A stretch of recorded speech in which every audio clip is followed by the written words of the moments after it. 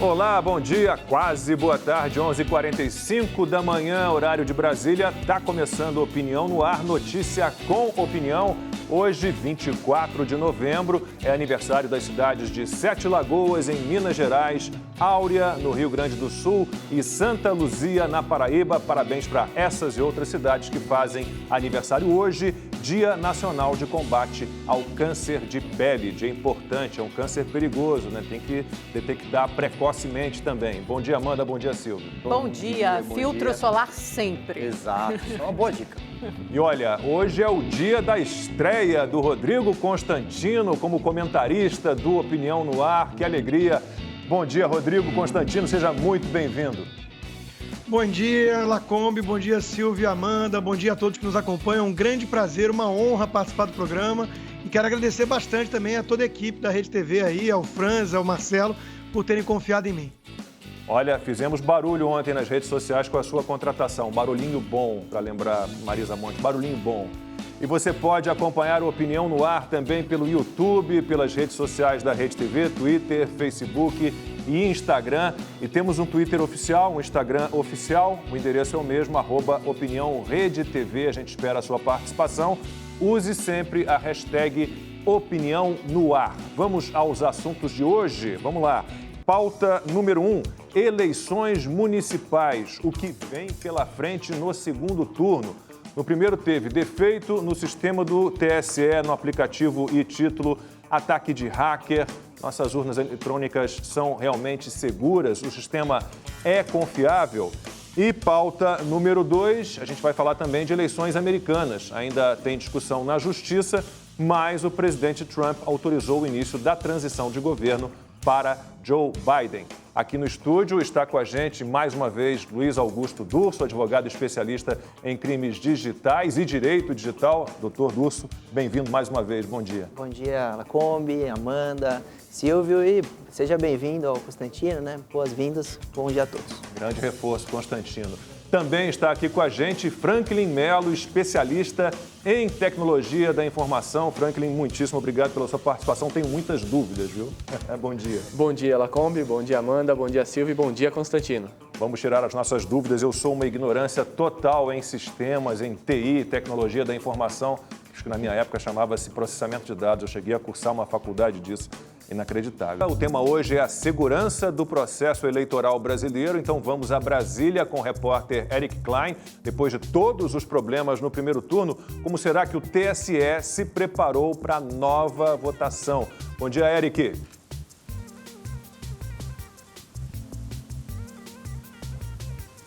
Oi, Lacombe, muito bom dia a você, a todos da mesa e os que nos acompanham em casa. Olha, eu estou aqui no Centro de Divulgação das Eleições, que já está pronto aqui no Tribunal Superior Eleitoral para domingo. E o grande desafio do TSE é justamente o que você falou, garantir a segurança das eleições, garantir a segurança do voto do eleitor. O Tribunal Superior Eleitoral diz que centralizar as informações aqui no TSE é melhor, é mais fácil de garantir a segurança de ataques cibernéticos do que se as informações chegassem aos TREs e depois viessem aqui para o Tribunal Superior Eleitoral. No primeiro turno, deu certo, né? Tivemos mais de 400 mil ataques, tentativas, aliás, de ataques, mas, segundo o Tribunal Superior Eleitoral, não houve problema em relação à contabilidade do voto ou então ao resultado da eleição.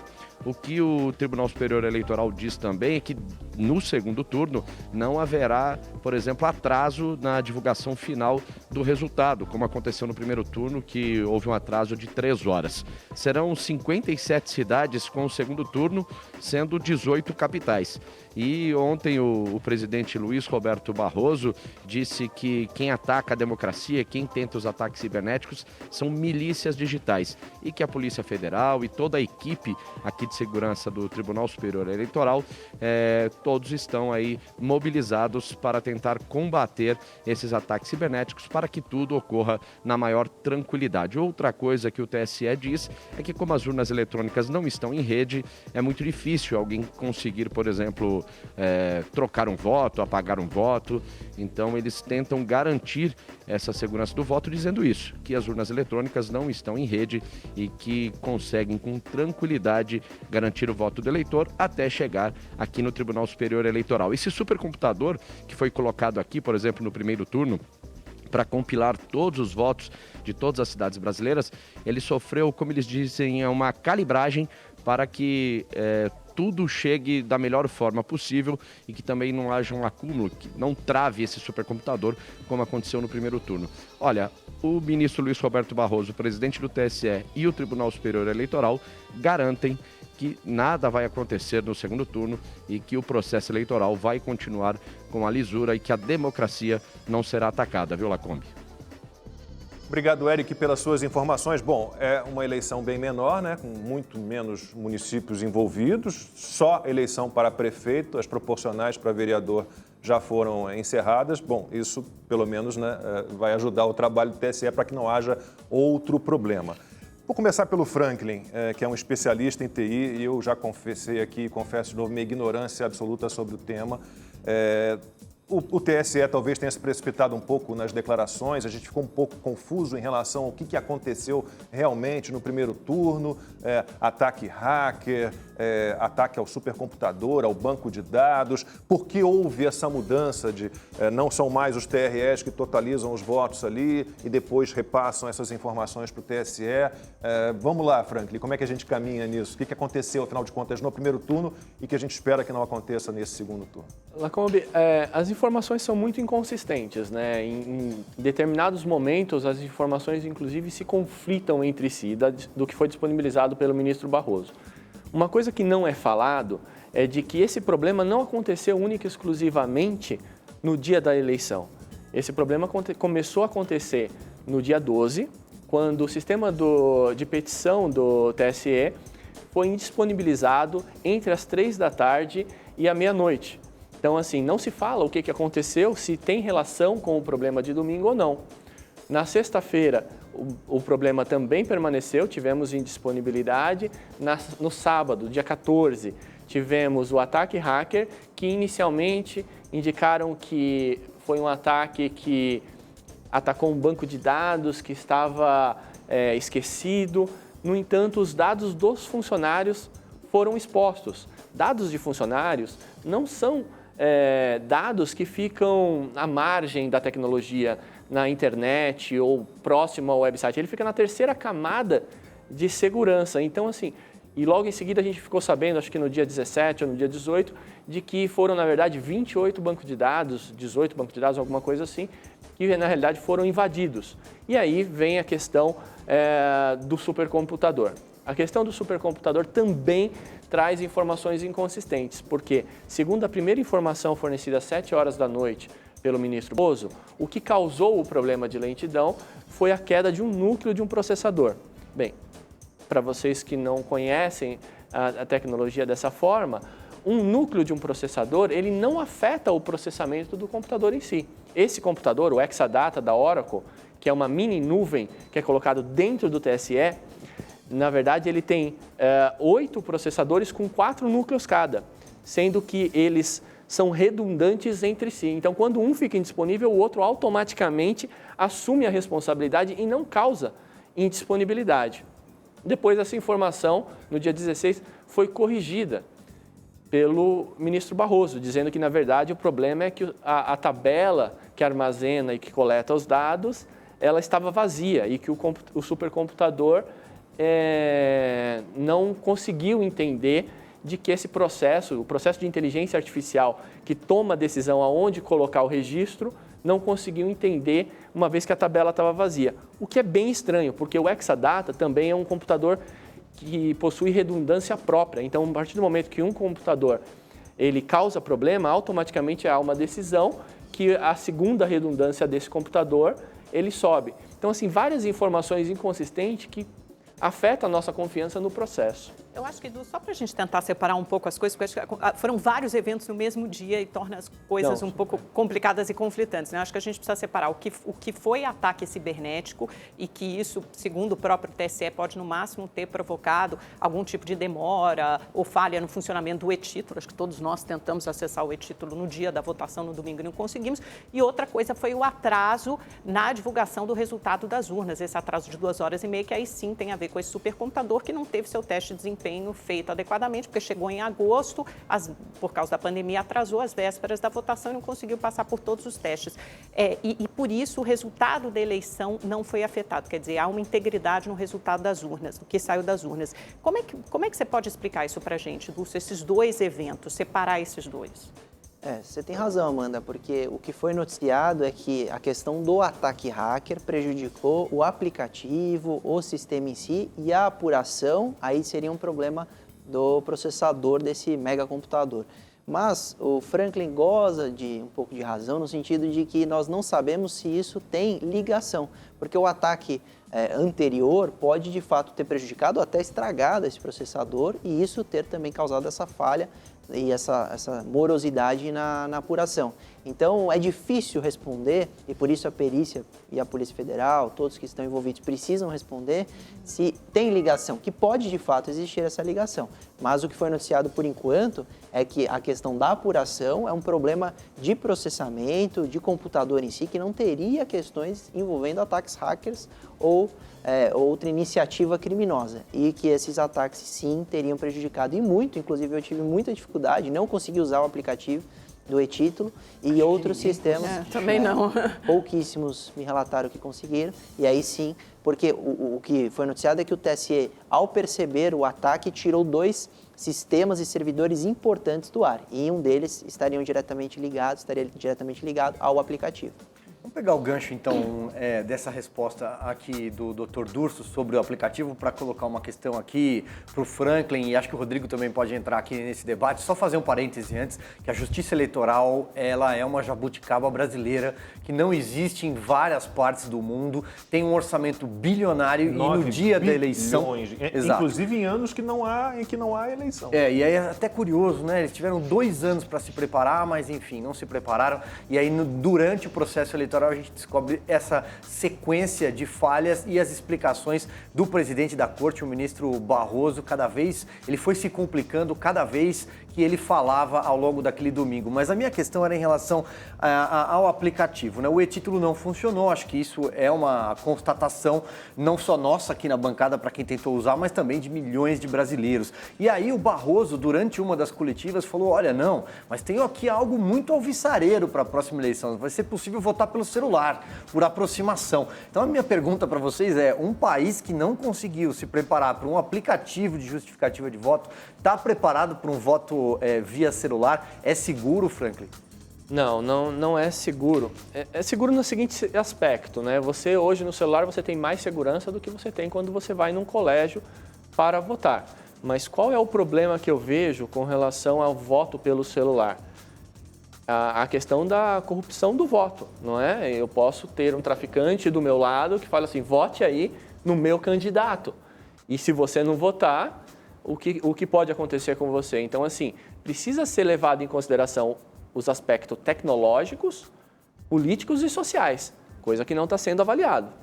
Sim, porque você perde o voto secreto. Você está ali com o teu celular na mão, você pode votar de qualquer lugar e pode sofrer algum tipo de pressão de alguém que está ali. Exatamente. Do celular. Tem que ser levado em consideração também. Vender o voto. Vender o voto. Trocar por um carro, trocar por algum benefício. Pior que não é isso, né, Lacombe? A gente vê as notícias, venda de votos, às vezes é um lanche, é algo absurdo, infelizmente, no Brasil, que não chega a ser um carro na maioria das vezes, e isso é gravíssimo.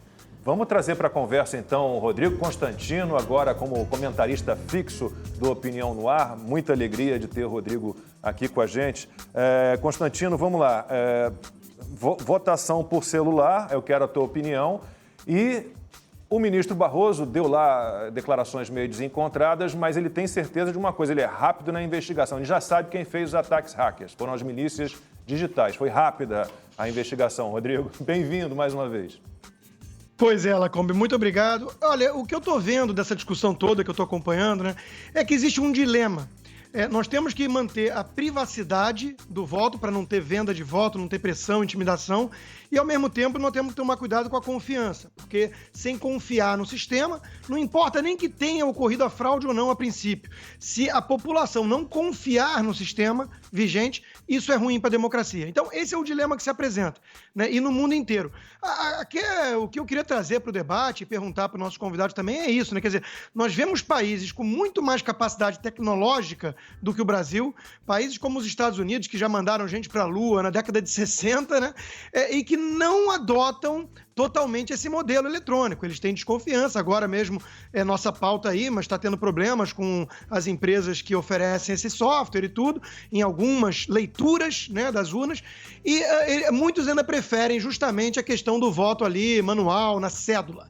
Porque a escalabilidade de fraude, quando você consegue furar o sistema eletrônico, ela é total. Você pode fraudar uma eleição inteira.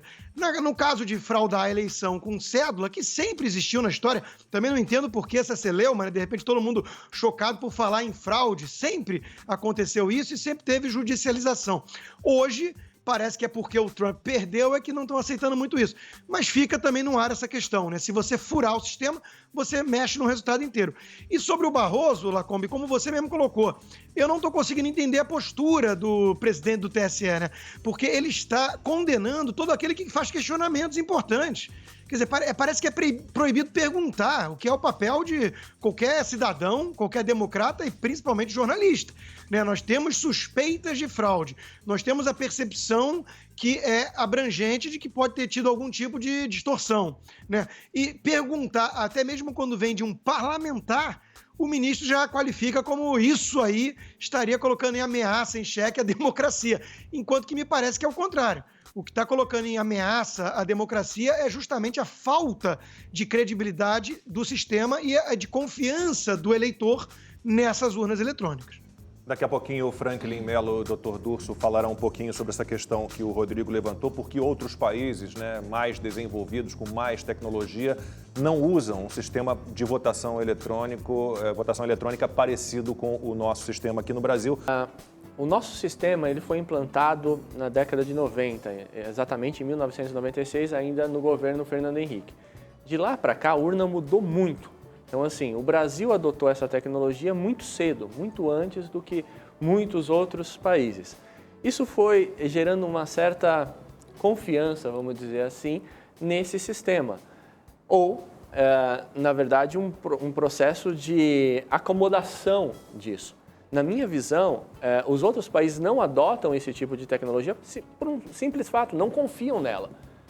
Seja em desenvolvê-la, ou seja, utilizar tecnologias de outros países que afetam a sua própria democracia.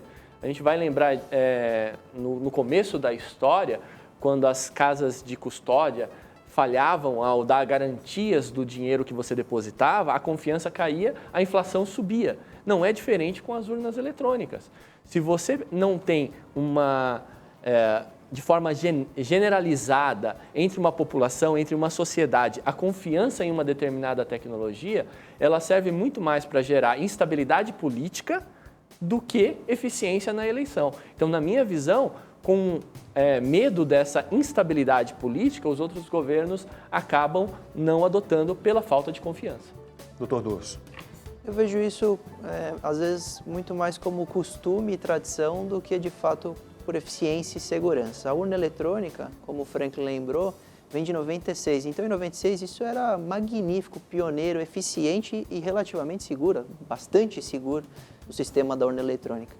Os outros países, como Estados Unidos, nós acompanhamos a eleição, uma bagunça, difícil apuração, demorada, papel, envio pelo correio. Isso gera insegurança maior do que qualquer urna, se você for colocar um ao lado do outro. A questão é que nós temos sistemas de lá para cá muito mais eficientes e seguros. Então, uma das sugestões que nós damos é a aplicação da tecnologia do blockchain. Blockchain é um sistema de blocos, ele fecha informações, é muito conhecido por causa do Bitcoin. Então, as moedas virtuais do Bitcoin transitam dentro desse sistema que tem o nome de blockchain. Então, na verdade, lá, se todo mundo receber uma chave pessoal e votar dentro desse sistema, ali estaria preservada a identidade da pessoa e o voto como correto, seguro e difícil, ou até hoje ninguém conseguiu quebrar um blockchain, senão já teríamos fraudes com Bitcoin. Então, 100% seguro. A questão é se o Brasil desejará e, de fato, aplicará esse sistema com o uso do blockchain. Então, essa competição no mundo depende muito de costume, depende de confiar em certos sistemas. O Brasil confiou na urna e tem funcionado. A questão é que agora isso está levantando todas essas hipóteses, porque nessa última eleição a gente acompanhou de perto com os acontecimentos, com o STJ, com o Ministério da Saúde, o próprio TSE, sofrendo com ataques hackers. O Brasil, aí eu preciso confessar que nós estamos anos-luz da segurança desejável em questão de segurança da informação. Qualquer sistema, qualquer tribunal, que precisávamos ter muita segurança. Então o Brasil precisa investir e melhorar. E uma dessas formas seria o blockchain. Mas isso não Desculpa, Amanda, só colocar um ponto aqui para não perder o raciocínio do Dr. Dulce. Mas não é difícil acreditar que o Brasil está na vanguarda tecnológica de tudo isso. O senhor mesmo citou aqui um ataque ao STJ, mas vamos voltar então para a Justiça Eleitoral. Foi um supercomputador comprado sem licitação,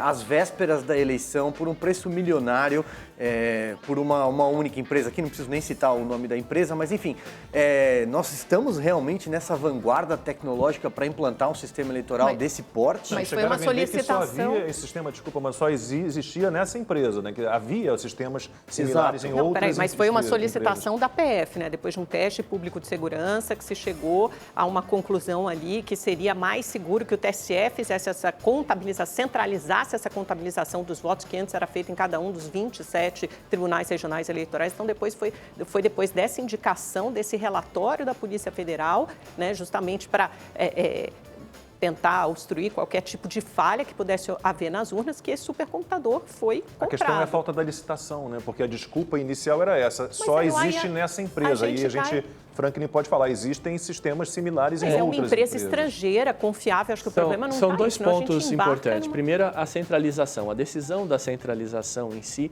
o porquê que aconteceu. Segundo, informado pelo próprio TSE, a decisão foi para centralizar toda a segurança da informação. E dar mais segurança. Dar mais foi segurança o que a Polícia Federal relativamente, Amanda, porque pensa da seguinte forma, o que é mais fácil? Eu ter 27 alvos, que eu preciso ter 27 equipes de hackers procurando fraudar esses sistemas, ou um único lugar onde eu junto todas essas 27 equipes para atacar? Não sei, se você tem 27 alvos de vulnerabilidade, quer dizer, você tem 27 alvos de possíveis ataques hackers, Mas, né? Uma vez comprometido o dado de um daqueles 27, é 27 alvos de problema. Agora, se você centraliza isso, todo o sistema, todos os dados estão comprometidos. Olha, Franklin, eu não sou, quer dizer, na verdade, isso foi um relatório, uma conclusão da Polícia Federal. Sim. Eu não fui expert, mas eu imagino que a Polícia Federal deve contar com todo esse trabalho de expertise, e eu acho que a Polícia Federal goza, né, de independência, autonomia para ter chegado a essa conclusão e tem indicado isso aos técnicos do TSE que tomaram essa decisão, seguindo a Polícia Federal. Sim. Foram 3 técnicos que recomendaram isso. O que não se levou em consideração foi o processo como um todo.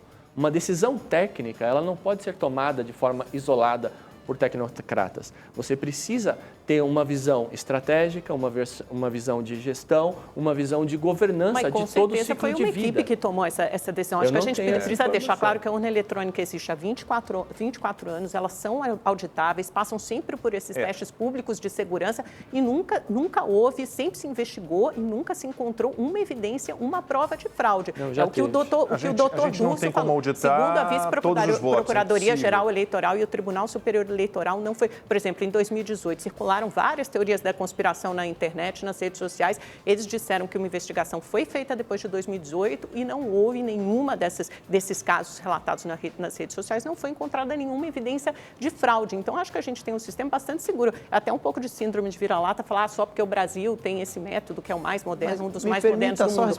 Antes de passar para o Rodrigo, que o Rodrigo está numa situação ingrata, né? Ele está no telão, aí ele fica lá levantando o dedo para falar, daqui a pouco a gente passa a palavra, Constantino. Silvio, eu não acho que o Brasil esteja na vanguarda e seja um exemplo de segurança da informação, mas quando a gente começa a utilizar a urna há anos, de fato o Brasil estava na vanguarda da época, apresentando um sistema muito eficiente e tem uma tradição seguro. nesse A questão sistema. é que hoje esse sistema não é o melhor. O blockchain poderia ser. Agora nós temos um problema gravíssimo, que é o como substituir a urna eletrônica no sentido de sigilo do voto. Não existe local mais seguro hoje do que você entrar na urna e não ter ninguém, de alguma forma, te coagindo ou comprando o seu voto, porque ninguém vai saber de fato em quem você votou. Nem aquele seu candidato conhecido que pediu o voto. Agora, quando isso vai para a internet e se torna o celular a urna, aí a gente tem um problema gravíssimo de como manter o sigilo do voto. Então o sistema não é inviolável, aliás, não sei, fala do blockchain, não sei se há um sistema inviolável e a gente não tem o que muita gente pede, que é o voto impresso. Então você terminaria o seu voto,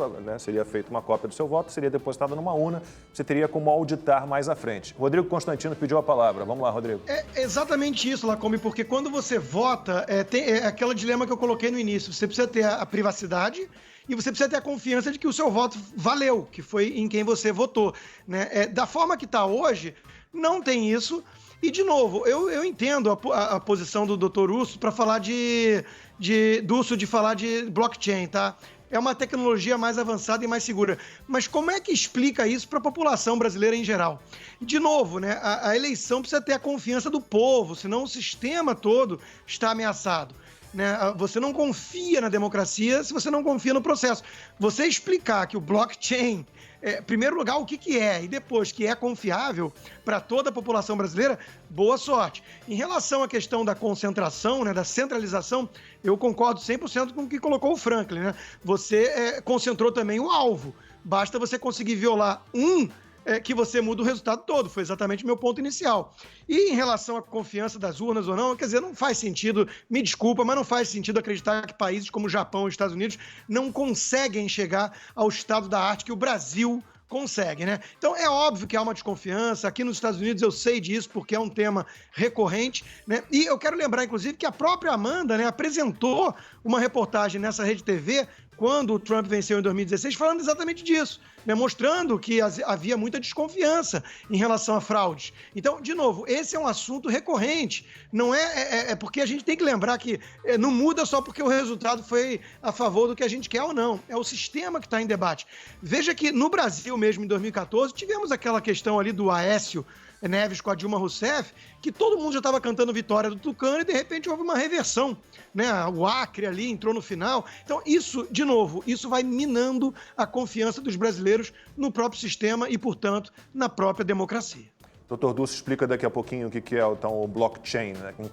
Sem termos técnicos, de forma simples para a gente entender. Estamos aqui falando de eleições municipais no Brasil, o sistema do TSE, quais são as falhas, é seguro ou não é seguro. E temos uma pergunta para puxar aí aqui o gancho com o Dr. Durso sobre o blockchain, que segundo ele seria uma maneira segura de a gente ter a votação eletrônica. O Jeová Santos, espectador do Opinião no Ar, pergunta o seguinte: qual a ideia tecnológica, qual a tecnologia mais segura para as eleições, Dr. Durso? Eu penso que hoje, no que já existe disponível no mercado, funcionando e testado, seria o blockchain. E aí, respondendo o Constantino, que seria, eu concordo com ele, dificílimo explicar para a população como funciona, o que seria, mas resumidamente, da maneira mais simples possível, cada um teria a sua chave, que como no Bitcoin seria a sua carteira. E em vez de você comprar, transacionar um Bitcoin, você estaria doando aquele valor para o seu candidato, que não tem valor nenhum, é o voto. E isso vai ser fechado num bloco e vai para um sistema que não tem como ser alterado. E isso daria para auditar, porque todo mundo conseguiria ter acesso à quantidade de votos que em cada local poderia ser dividido por estado, etc. Então daria para, de alguma forma, auditar isso e o mundo inteiro poderia acompanhar em tempo real quantos votos tem cada candidato. Então o blockchain é uma solução magnífica com relação à segurança do sistema. Mas eu não trago a solução do blockchain em questão de sigilo do voto. É uma chave Pix, por exemplo? Agora você teria uma chave Pix e poderia votar pelo celular. Isso, é muito parecido. Cairíamos só naquela questão de você estar sendo forçado de alguma forma a votar daquela maneira, já que você não está numa cabine, né, ali sozinho, seria isso? O blockchain, na verdade, ela é uma tecnologia que garante a integridade dos dados. Tá? Então, você garante o seguinte, que aquele dado não será alterado. A partir do momento que você gravou na urna, Vamos separar as possíveis falhas do processo em 3. Você tem 3 pontos passíveis de invasão ou de fraude no processo eleitoral. O primeiro é a urna, o segundo é a transmissão e o terceiro é a recepção. A urna é a garantia que eu apertei esse número e esse número está sendo registrado. Está sendo gravado no disco interno. Se não houve não corromperam de alguma forma, não alteraram o número que eu alguma digitei. coisa, o que eu teria a minha chave no meu celular, iria até a urna, garantiria o quê? Que através da minha carteira eu estou votando e estaria gravado. Como esse dado é incorruptível, na transmissão eu não conseguiria alterá-lo. Na recepção eu também não conseguiria alterá-lo. Qual que é o problema? Obrigatoriamente, esse pacote de dados tem que ser identificado e você cai no problema de identificação do voto. Eu sei que o Silvio votou porque dentro dessa chave possui... Agora, posso trazer a discussão... Mas teria como doutor. solucionar isso transformando as chaves em anônimas, cada um teria a chave e você não precisaria identificar quem votou em quem, daria para resolver. Mas seria a mesma coisa do voto impresso, por exemplo, né? Mas que é uma das coisas contra o voto impresso. voto Você impresso, consegue a ideia do voto comprar impresso... e identificar em quem você votou. Não, eu entendi que a ideia do voto impresso é não ter identificação. Identificação do voto, sim, mas do eleitor, não. Né? Mas se alguém quiser comprar aquele voto, pode falar, olha, traz aqui o papelzinho. Não, mas o papel fica na urna. O papel fica na urna. Para a gente chegar lá, né? Mas só relatar, tentar trazer aqui algumas coisas para o Brasil real que a gente viu nas eleições desse ano, especialmente, que foi casos de... E muita gente está relatando isso, quem está nos acompanhando pelas redes sociais, eu estou espiando aqui também, chegou para votar e o mesário não pediu documento. E aí não tinha a foto dele naquele caderno onde você assina o seu voto, ou seja, quem estava votando ali, em muitos casos, não se sabe. Isso está sendo reportado aqui. Outro ponto que eu também queria deixar claro aqui é que há uma falha de fiscalização dos partidos políticos que poderiam fiscalizar melhor as eleições. Os partidos têm essa competência, mas não a exercem. E aí deixar então aqui mais uma pergunta para vocês, tentando agora voltar para o lado da tecnologia. O que é evidente, a gente está no meio de uma pandemia, ninguém vai falar que isso seria aplicável agora, mas como que a biometria poderia mudar ou não esse sistema? A biometria garante o seguinte, que quem está votando, votou. Ok? Então, hoje nós temos um problema. Você falou que não teve evidência de fraude. Na verdade, nós temos relatos de mesários que no final da eleição, algumas pessoas não foram votar, simplesmente chegaram lá, verificaram quem não votou, voto no candidato que eu quero. São fraudes. Tudo bem, Franklin, Entendeu? mas há evidências de fraudes capazes de mudar efetivamente o resultado de uma eleição? Quantos votos Quer dizer, anônimos houve essa nós investigação tivemos? durante 24 anos, porque aí a gente cai na mesma coisa dos Quantos votos Estados brancos, Unidos, nulos né? e anônimos tivemos? Se a gente pegar essas pessoas que se eximem de exercer o seu direito e aplicarmos isso em massa, com 30 mesários, você não consegue eleger um vereador? Você não consegue eleger um prefeito? Então, você está dizendo que você desconfia do nosso sistema eleitoral, porque isso é uma acusação muito grave. O sistema é falho. O sistema tem brechas de segurança no processo. Não então, você acha que tem pessoas eleitas que não deveriam ter sido eleitas e ao contrário também? Então, É passivo disto. Eu não estou afirmando que aconteceu, porque eu não tenho evidências que provem isso, eu não vou ser levado. É porque o comprometimento das autoridades, e o TSE sempre reafirma isso, o comprometimento é com eleições limpas, não é com a eleição dessa ou daquela... Mas oferecendo um sistema que tem falhas, que tem brechas. Mas então, que falhas, gente, que o brechas, meu ponto, porque se a gente tivemos falasse... 3 pontos em que há falhas. Não, a gente cai numa teoria, numa campanha de desinformação que também serve a interesses eleitorais. Eu acho que essa é a questão do Barroso, quando ele fala as milícias digitais. A quem interessa você sempre jogar essa sombra de desconfiança sobre o sistema eleitoral. Mesma coisa que aconteceu nos Estados Unidos, a realidade se impõe. Ontem começou a transição para o governo Biden, porque finalmente o Trump não tem mais para onde correr, perdeu vários processos eleitorais, teve a certificação, por exemplo, em Michigan, o Biden ganhou por 150 mil votos em Michigan, por 80 mil votos na Pensilvânia. Então, se houve falhas aqui e ali, mas nada capaz de reverter esse resultado, nem de reverter o resultado das eleições. Lembrando que no voto popular ele ganhou por mais de 5 milhões de votos. O Silvio fez um apontamento interessante.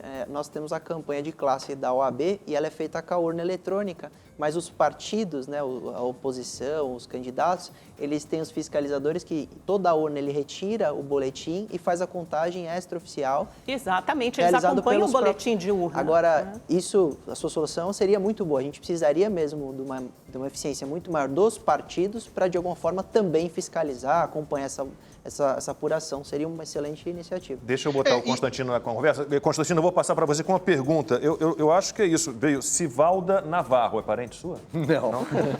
Ela pergunta para o Constantino. Feminina. Não que eu saiba. Constantino, vou passar a pergunta da Sivalda para você e você faz o seu comentário, fique à vontade. Ela pergunta o seguinte: o voto por papel nos Estados Unidos mostrou que é ultrapassado. Você acha, Constantino, que as urnas eletrônicas seriam aceitas aí nos Estados Unidos?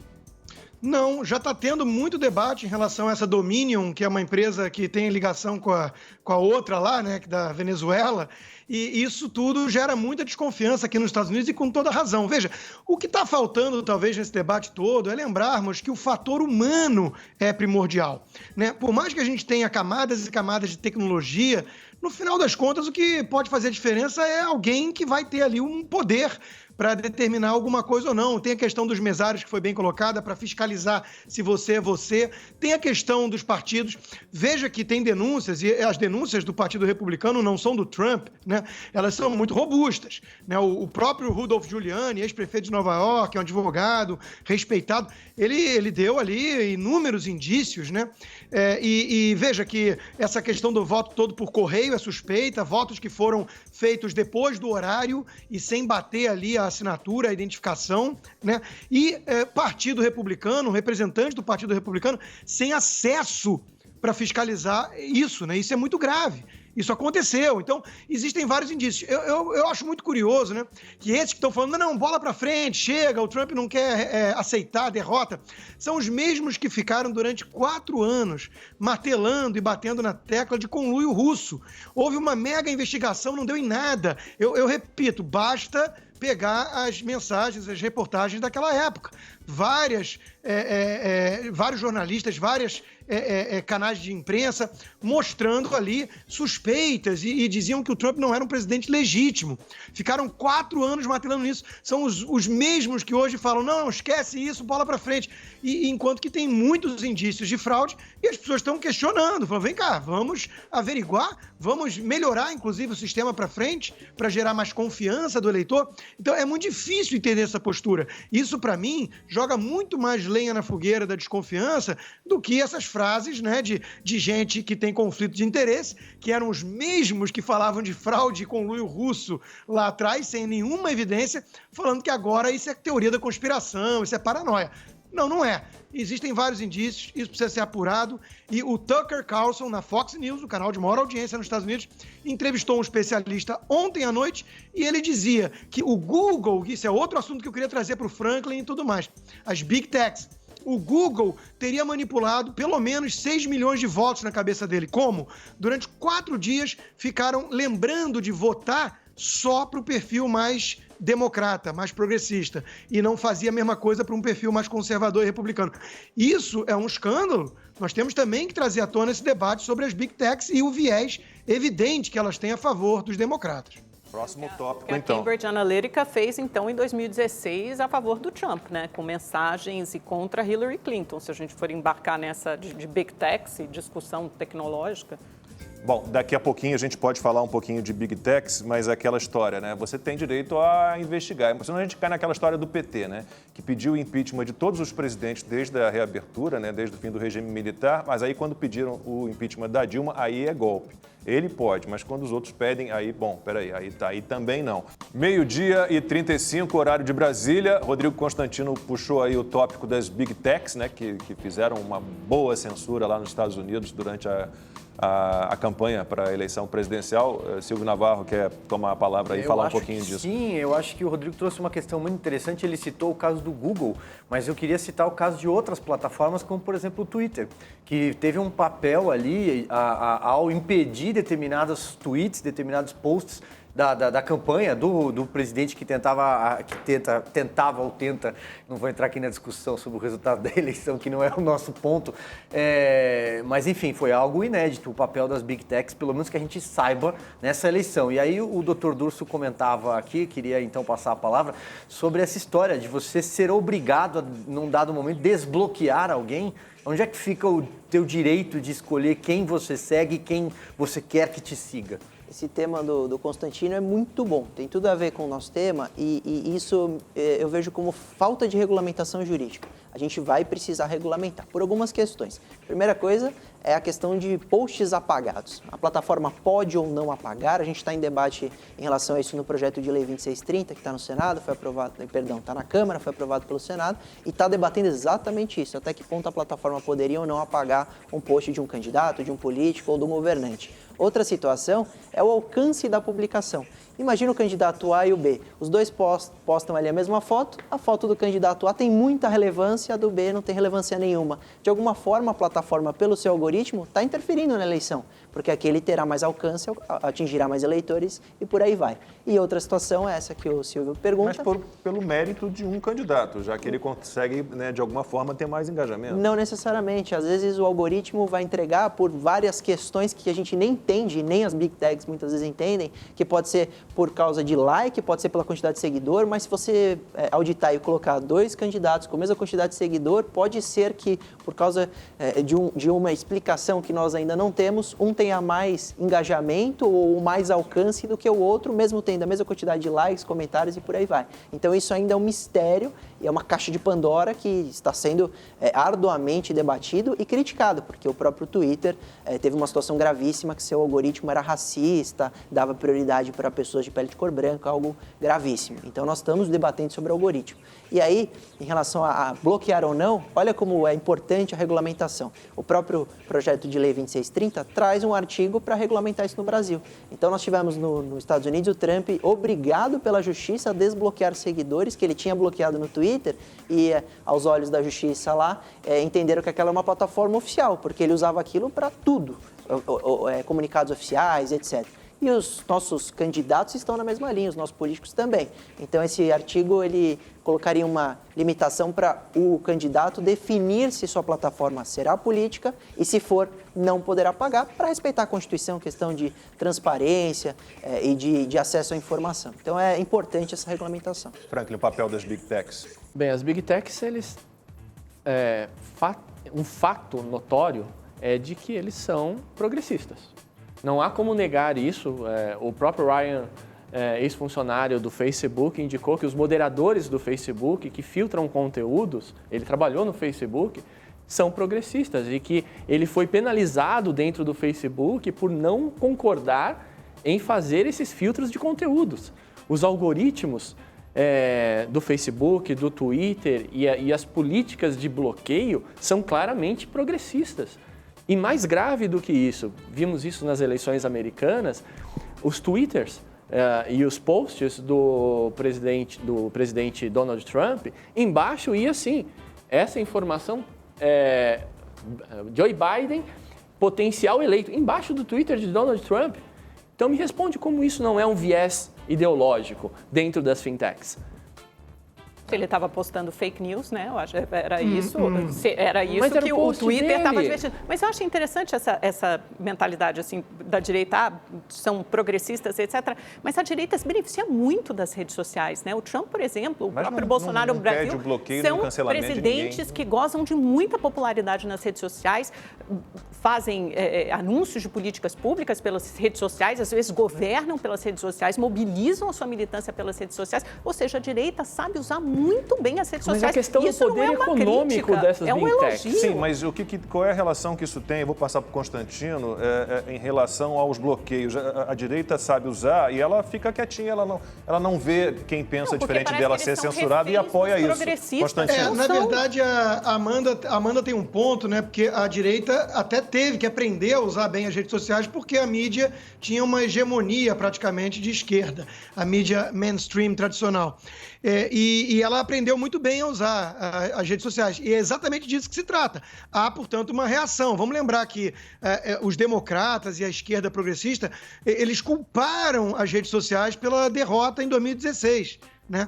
E aí houve muita pressão para que houvesse uma reação, para que esse erro, entre aspas, não acontecesse mais. Então é exatamente disso que se trata. Nesses últimos 4 anos, houve uma mudança total e um filtro, uma censura mesmo, né, de muito conteúdo mais conservador. Isso é evidente, isso não dá para negar. Né? Veja que as plataformas de Big Tech se vendem, e por isso cresceram tanto, como plataformas neutras. Se elas começam a editar com base no que acham que é ou não fake news, né, porque eles não são o Ministério da Verdade, senão a gente cai numa distopia que nem a do George Orwell. Quem foi que delegou esse poder, né, aos censores e inquisidores do Twitter e do Google? Ninguém. Então eles não são capazes de dizer o que é fake news ou não. Isso não está, inclusive, tipificado em Código Penal, em nada parecido. Né? A gente vai cair até naquela questão do inquérito lá ilegal do próprio Supremo. Então, veja, se elas se vendem como plataformas neutras e são publishers, se elas fazem um filtro de edição com base no que elas acreditam que é verdade, que é discurso de ódio ou não, e não em base em Código Penal ou que feriu diretamente a lei, né? Isso aí tem que mudar a regulação. E é disso que se trata hoje. O senador texano do Partido Republicano, Ted Cruz, colocou contra a parede, emparedou o cofundador e CEO do Twitter. Ele perguntou: quem foi que te disse e quem foi que te autorizou a ter argumento de autoridade? Você não é um especialista em nada, para dizer o que é ou não discussão sobre fraude eleitoral. E ele realmente ficou vendido ali, né? Visivelmente entregue ao que ele estava fazendo, uma manipulação com base numa ideologia, num filtro político partidário. Isso não é adequado. A gente vai direto à redação do Rede TV News. Depois de 22 dias de apagão, o rodízio de energia chegou ao fim no Amapá e o fornecimento foi normalizado, segundo o governo e a distribuidora local. Giovanni César tem as informações. Boa tarde, Giovanni. Boa tarde, Lacombe. Boa tarde a todos do Opinião no Ar. A Companhia de Eletricidade do Amapá anunciou perto das 8 horas da manhã de hoje que o rodízio de energia foi oficialmente encerrado no estado. Durante esta madrugada, a empresa colocou em operação um segundo transformador na subestação de Macapá, que pegou fogo no dia 3 de novembro. De acordo com o relatório do Operador Nacional do Sistema Elétrico, falhas múltiplas causaram o apagão no Amapá. Mais informações no nosso portal redetv.com.br e no Rede TV News às 7h30 da noite. Uma boa tarde a todos. 12h53, horário de Brasília. Considerações finais aqui no Opinião no Ar. Eu começo pelo Rodrigo Constantino, que a partir de hoje estará diariamente no Opinião no Ar. Que bom. Rodrigo. Lacombe, em primeiro lugar, né, um grande prazer aí ter estreado no programa com vocês, né, muito, muito bom mesmo. Em segundo lugar, sobre o tema específico da nossa pauta hoje, eu acho que questionar esses sistemas não é atentar contra a democracia, muito pelo contrário, é justamente tentar fortalecê-la. Então existem desconfianças pairando no ar e nós temos obrigação de averiguar e de questionar por que o Brasil tem um sistema mais eletrônico do que países que têm capacidade tecnológica bem mais avançadas. E existem indícios de fraude, sim. E, por fim, só lembrar que não é bem verdade que o Trump já concedeu a vitória para Joe Biden. Né? Houve uma pressão da funcionária responsável por fazer essa transição, ela apenas autorizou o processo, mas a questão continua em disputa judicial. Obrigado, Rodrigo. Até amanhã. Franklin Mello, por favor. Bem, pessoal, na minha visão, nós temos que combinar a tecnologia com a confiança. E para fazer isso, a única forma possível seria pelo menos uma amostragem de voto impresso em conjunto com a tecnologia. Dessa forma, você traria mais segurança, mais confiabilidade ao processo e conseguiríamos superar tudo isso que vem acontecendo. Pergunta do Teobaldo Pereira Mota rapidinho. Não seria muito caro ter voto impresso? Bom, o orçamento da Justiça Eleitoral é 9 bilhões, Teobaldo. Então... O que é mais caro? Uma eleição fraudada ou a impressão do voto? Melhor ter a impressão do voto. Dulce. Lacombe, obrigado. Amanda, Silvio, um abraço ao Constantino.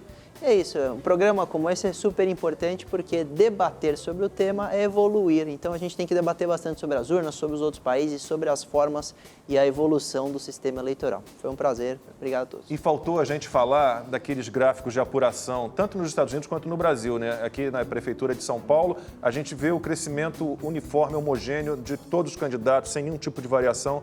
Nos Estados Unidos, não me recordo em que estado, de repente o Joe Biden teve um avanço assim, de 100 e tantos mil votos só para ele durante um período. A gente deixa essa pauta para uma nova conversa nossa. Eu agradeço muito ao Franklin Mello, Dr. Durso, muito obrigado pela participação mais uma vez.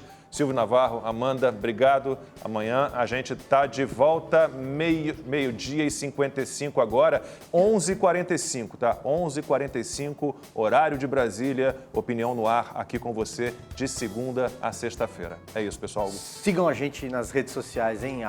@Opinião Rede TV e sempre subindo a hashtag Opinião no Ar. Ontem a gente ocupou várias posições ali entre os assuntos mais comentados do Twitter. Foi muito bom, fizemos um barulho bem legal. É isso, pessoal. Amanhã a gente volta, tá? 11h45 da manhã, horário de Brasília, até 1 da tarde, quase 1 da tarde. Tchau, até amanhã.